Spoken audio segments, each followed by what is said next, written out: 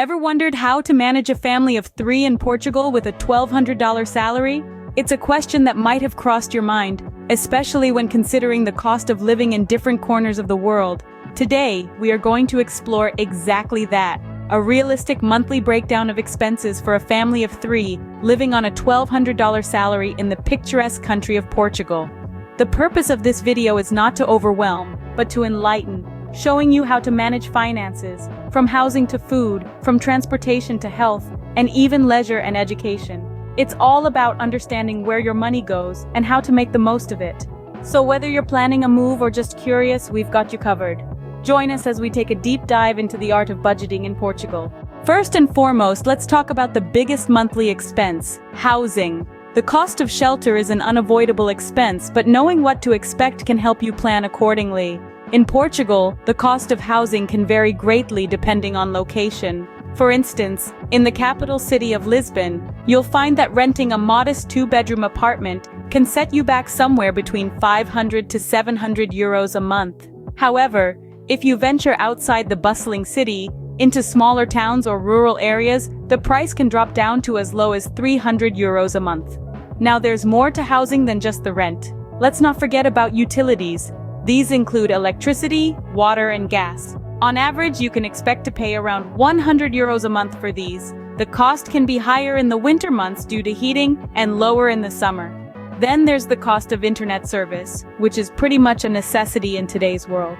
This will typically cost you around 30 euros a month. So when you add up the rent and utilities, you're looking at a monthly housing expense ranging from 430 to 830 euros. Remember, these are average figures. Your actual expenses might be higher or lower depending on various factors, such as the exact location of your home, the size of your apartment, and your usage of utilities. It's also worth mentioning that if you're considering buying a house instead of renting, you'll need to account for the mortgage payment. Depending on the price of the house and the terms of the loan, this could be higher or lower than the cost of rent. Housing, while potentially pricey, is a necessary expense, but with a clear understanding of the costs involved, you can make informed decisions and plan your budget effectively. Next up, let's tackle food and groceries. When it comes to feeding a family of 3 in Portugal, we're looking at an average monthly grocery bill of around 250 to 300 euros. This estimate includes all the basics: fruits, vegetables, dairy, meats, bread, and pantry staples. And let's not forget about the little indulgences we all love, like that bar of chocolate or a bag of chips. Now this might sound a bit steep, but remember, this is an average. Many families manage to spend less by shopping smart and making the most of what's available locally. Portugal is blessed with a bounty of fresh produce and locally sourced goods. So a trip to the local market not only supports the community, but could also significantly reduce your grocery bill.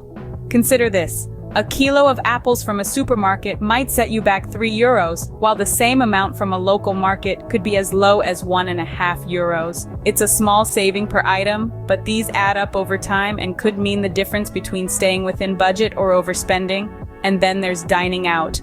Portugal offers a fantastic array of eateries, from high-end restaurants to cozy family-run tavernas. For a family of 3, dining out once a week at a modestly priced restaurant could cost around 100 euros per month. But again, this is an average. By choosing local, less touristy spots, you could enjoy a hearty meal for less.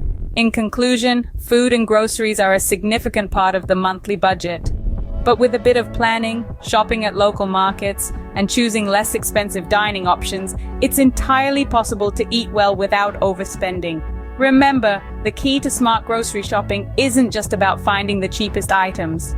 It's about finding the best value for your money and enjoying the process. Food is a necessity, but with smart shopping, it doesn't have to break the bank. Now let's move on to transportation. When it comes to getting around in Portugal, you've got a couple of options. Let's start with public transportation. Portugal has a well-developed public transport network. Buses, trams, and metros are the most common modes of transportation, especially in urban areas. A monthly pass for public transportation can cost around 35 to 40 euros, depending on the city. This pass gives unlimited access to buses, trams, and metros, making it an economical choice for daily commuting. Now let's consider the other side of the coin: owning a car. The cost of owning and maintaining a car can be quite a bit higher. Purchasing a used car can set you back anywhere from a couple of thousand to several thousand euros. But the expenses don't stop there. You also need to consider the cost of fuel, which currently hovers around 1.5 euros per liter. Then there's insurance, which can be around 250 euros a year, and maintenance costs, which can add up to around 400 euros annually. So, if you're considering a car, it's essential to factor in these ongoing costs. However, a car can offer more flexibility and convenience, especially if you live in a more rural area or have to commute a long distance for work.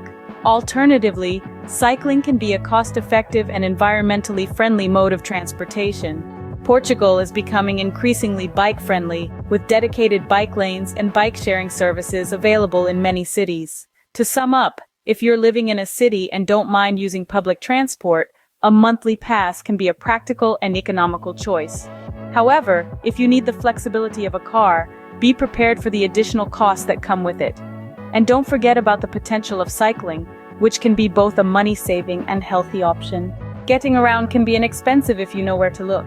Health is wealth, so let's talk about healthcare. In the grand scheme of things, your family's health is paramount, and maintaining it shouldn't have to break the bank.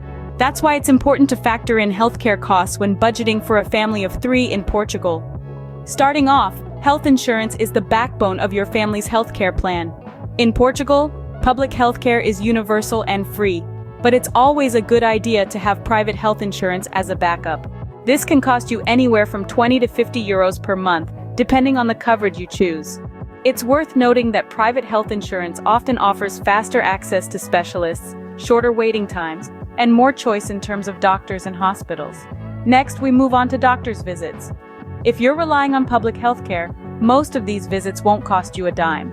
However, if you opt for a private consultation, it can set you back anywhere between 50 to 100 euros per visit. Remember, these costs can add up, especially if you have little ones in the house who might need frequent checkups. Medications are another aspect to consider.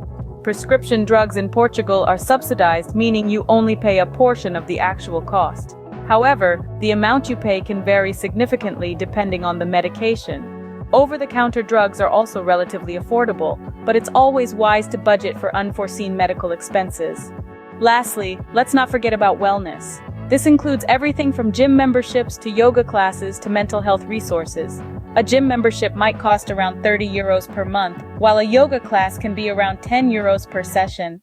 Mental health resources like counseling can vary, but expect to pay around 50 euros per session. In conclusion, healthcare can be a significant expense, but it's crucial for the well-being of your family. By planning ahead and budgeting accordingly, you can ensure that your family's health and wellness needs are met without compromising other aspects of your lifestyle. All work and no play makes Jack a dull boy, so let's discuss leisure and entertainment. Life isn't just about survival, it's also about enjoyment, right? But how can we squeeze some fun out of a $1,200 budget in Portugal? Well, it's all about smart planning and making the most of what the country has to offer. First off, let's consider the cinema. A movie ticket at a large chain in Portugal costs about 6 to 8 euros. That's about $7 to $9 if we convert it. If you're a family of 3 and you go once a month, that's roughly $27. A bit of a luxury perhaps, but it's a nice treat once in a while. Now what about day outings? Portugal is rich in free or low-cost activities. You could visit the beach, go for a hike, or explore the historic districts of cities like Lisbon and Porto. Public parks and gardens are also a great option. You might need to budget for transportation and food, but the experiences themselves usually cost little to nothing. And then there's the big one, vacations. Now this might seem impossible on a $1,200 monthly salary, but remember, Portugal is a small country. A weekend getaway to a charming rural area or seaside town could be more affordable than you think, especially if you plan in advance and avoid peak tourist season. The key is to remember that leisure doesn't have to mean luxury. There are plenty of ways to have fun and create memorable experiences without breaking the bank. And don't forget to budget for these activities. Even if it's just a small amount each month, setting aside money for fun can make your life much more enjoyable. So, whether it's a night at the movies, a day at the beach, or a weekend away, Portugal offers a wealth of opportunities for leisure and entertainment. And with smart budgeting, you can make the most of these opportunities on a $1,200 salary. Leisure activities can add to your quality of life without draining your wallet. Education is the key to the future, so let's discuss the cost. Portugal, with its well-regarded education system, offers public schooling for children between the ages of 6 and 18. This is largely free, barring some minor costs for materials. However, for families with younger children, or those who opt for private education, the costs can be significantly higher. Preschool, for children between the ages of 3 and 5, isn't covered by the public system. The cost for this can vary widely, but on average, you're looking at around €250 per month. This can be a substantial chunk from our €1,200 budget, but it's an important step in a child's development. Moving on to school-age children, the costs become more varied. Public schools are essentially free, but there are still expenses to consider. Textbooks, for instance, can cost around €50 per year for primary school students, and up to €150 for high school students. There are also minor costs for stationery and school trips to consider. Extracurricular activities are another important aspect of a child's education.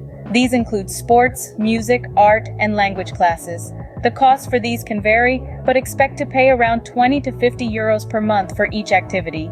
These activities not only enrich a child's education, but also provide them with important life skills.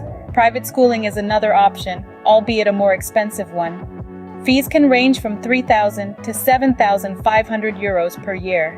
This option may be outside the reach of our budget, but it's worth mentioning for those who might be considering it.